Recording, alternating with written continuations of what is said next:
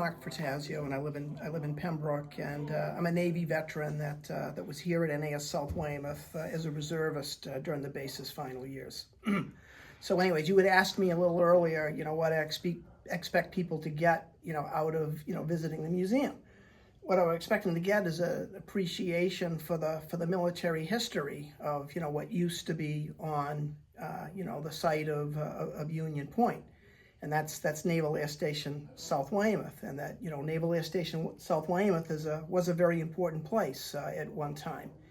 During the Second World War, blimps flew out of here to protect the New England coast, from marauding German submarines and surface ships.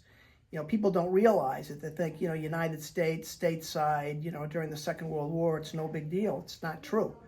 The east coast of the United States was a war zone during the Second World War, and it was at the front lines of a battle, a very important battle called the Battle of the Atlantic.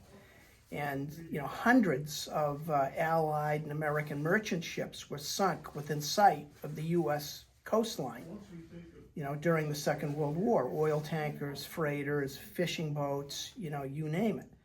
And crews flying out of NAS South Weymouth on blimps during the Second World War were on the front lines of the Battle of the Atlantic.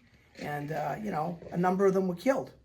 And, those people and their contribution should not be forgotten. And then, of course, the country also fought another kind of war. Not so many people killed as during the Second World War, but still very dangerous.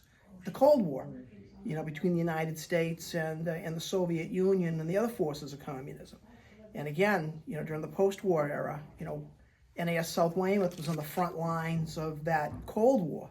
And you had tens of thousands of people that trained here at NAS South Weymouth during the post-war era to, defend this nation in the event of war. And, those contributions should not be forgotten.